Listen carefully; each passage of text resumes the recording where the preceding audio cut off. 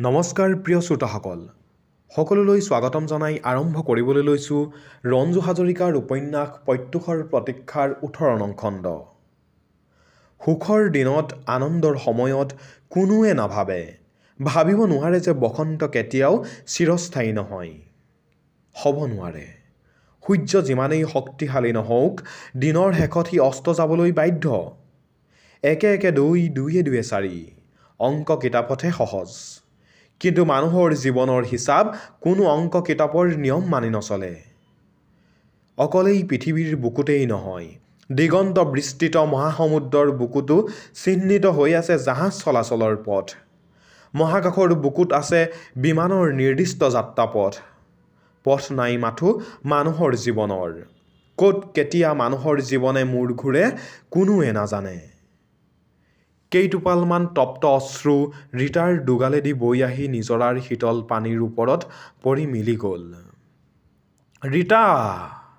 হঠাৎ কিকুচিৰ সুতীক্ষ্ণ কণ্ঠস্বৰ ৰীতাৰ কৰ্ণগোচৰ হ'ল। ৰীতা ততাতৈয়াকে পাৰলৈ উঠি আহিল। ইতিমধ্যে কিকুচিয়ে আৰু কেইবাবাৰো চিঞৰা শুনিবলৈ পালে। ৰীতা দ্ৰুত পদক্ষেপেৰে আগবাঢ়িল।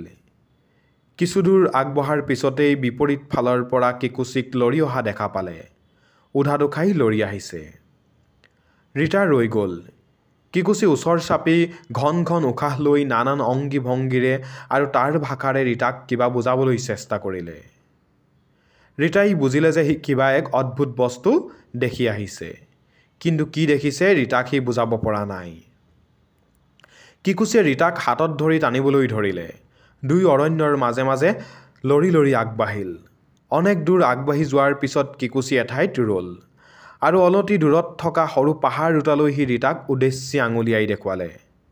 তাৰ চকুৱে মুখে কিবা যেন এক আতংকৰ চিন। ৰীতাই পুনৰ আগবাঢ়িবলৈ ইংগিত দিলে। মুখেৰে কিবা কিবি বিৰবিৰাই সি এহাতেৰে ৰীতাৰ হাতত, আনখন হাতেৰে নিজৰ ডিঙিত আঁৰি ৰখা হাড়ৰ টুকুৰাটোত খামুচি ধৰি পাহাৰ দুটাৰ ফালে এখোজ দুখোজকৈ অগ্ৰসৰ হ'ল। দুয়োটা পাহাৰ দ্বীপটোত উত্তৰা দক্ষিণাকৈ এটা শাৰীতে অৱস্থিত আছিল। দুয়োটা পাহাৰৰ সংযোগ স্থানত গিৰিসংকটৰ দৰে এটা পথ দেখা যায়। পাহাৰ দুটাত গছ গছনিতকৈ প্ৰকাণ্ড প্ৰকাণ্ড শিলেই বেছি আছিল। দুয়ো পাহাৰৰ সংযোগ স্থানৰ ফালেই কিকুচি আগবাঢ়িল। পাহাৰ দুটাৰ ওচৰ চপাৰ লগে লগে ৰীতাই দেখা পালে যে দক্ষিণৰ পাহাৰটোৰ মূৰটোত কেইবাটাও বৃহৎ বৃহৎ শিল ইটোৰ ওপৰত সিটো থিয় হৈ কেইবাটাও গুহাৰ দৰে গাঁতৰ সৃষ্টি কৰিছে। কিছুমান পাহাৰীয়া লতাৰে গুহাৰ মুখবোৰ ঢাক খাই পৰিছে। কিকুচিয়ে হঠাৎ বৃহৎ চিঞৰ এটা মাৰি ৰীতাক এটা শিলৰ ফালে আঙুলিয়াই দেখুৱালে। ৰীতাই শিলটোলৈ চালে। লগে লগে এটা নৰকংকাল ৰীতাৰ দৃষ্টিগোচৰ হ'ল।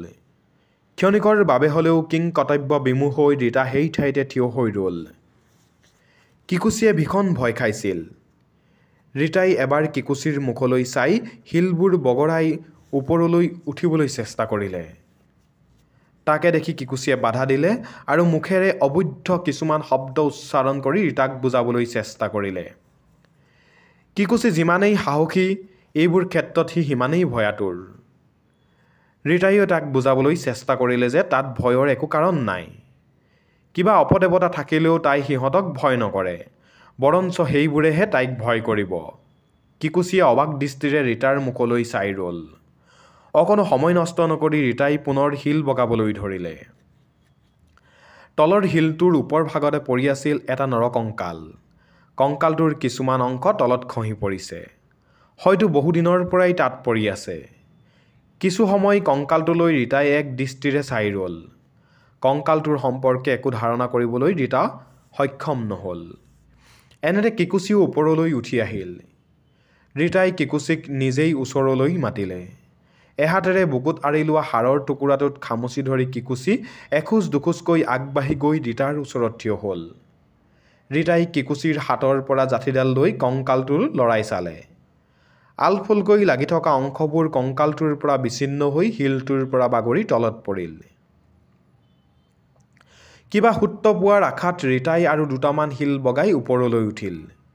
পাহাৰৰ গাত গুহাৰ দৰে বহল মুখৰ গাঁত এটা দেখি ৰীতাই কিকুচিক ওপৰলৈ মাতিলে। কিকুচিৰ ইতিমধ্যে যথেষ্ট ভয় ভাগিছিল। জঁপিয়াই সি ওপৰলৈ উঠি গ'ল। ৰীতাই তাক গুহাৰ মুখখন দেখুৱাই পৰিষ্কাৰ কৰিবলৈ ইংগিত দিলে। কিকুচিয়ে লতাবোৰ টানি আজুৰি গুহাৰ মুখখন কিছু পৰিষ্কাৰ কৰিলে। তাৰ পিছত ৰীতাই হাতৰ জাঠিডালেৰে লতাবোৰ আঁতৰাই এখোজ দুখোজকৈ ভিতৰ ভাললৈ সোমাই গ'ল। গুহাৰ অভ্যন্তৰভাগ যথেষ্ট অন্ধকাৰ। ভিতৰলৈ সোমাই যাওঁতে ৰীতাৰ যথেষ্ট ভয়ো লাগিছিল।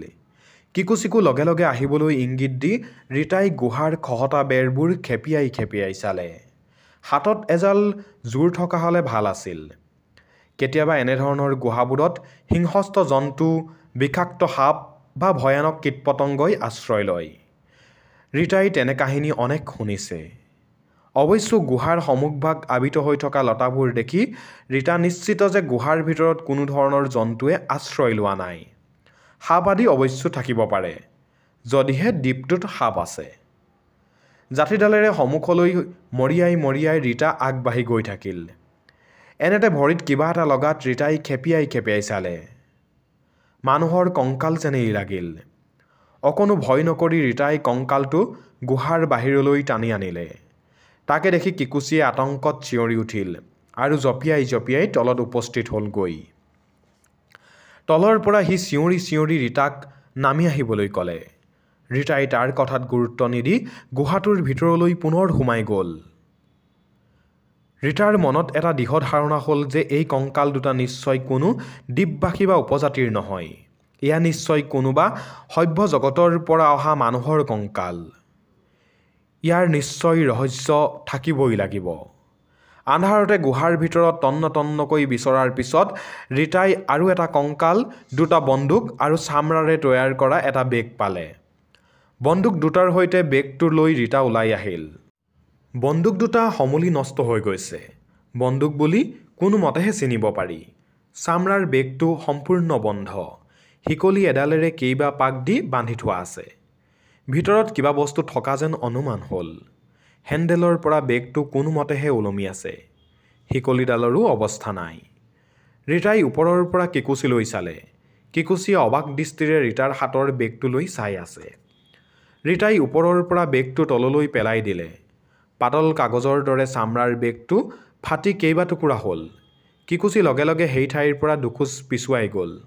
ৰীতা তললৈ নামি আহিল আৰু হাতৰ জাঠিডালেৰে বেগটোৰ হেণ্ডেলত ধৰি দাঙি দিয়াত কটা অংশেদি ভিতৰৰ পৰা কিছুমান বস্তু ওলাই পৰিল। তাৰ ভিতৰত এখন ডায়েৰী, এখন দীঘল চুৰি কটাৰী, কেইটামান টেমা, এটা দূৰবীন আৰু অনেক বটল পালে। চুৰিখন আৰু টেমাবোৰো সম্পূৰ্ণ ব্যৱহাৰৰ অনুপযোগী হৈ আছে। দূৰবীনটোৰো একেই অৱস্থা। ডায়েৰীখনৰ আখৰবোৰ পঢ়িব পাৰি যদিও প্ৰায়বোৰ প্ৰাতেই নষ্ট হৈ গৈছে। হয়তো বাহিৰত থকা হ'লে চিন-চাবেই নাথাকিলহেঁতেন। চামৰাৰ বেগৰ ভিতৰত সযত্নে ৰখা আছিল কাৰণেই ইমান দিন তিষ্ঠি আছে। তাৰ পিছত এটা এটাকৈ বটলবোৰ হাতত লৈ চালে ৰীতাই। সেইবোৰৰ বৰণেই প্ৰায় সলনি হৈ গৈছে। অৱশেষত ৰীতাই অকল ডায়েৰীখনকে লৈ সেই ঠাইৰ পৰা উভতিল।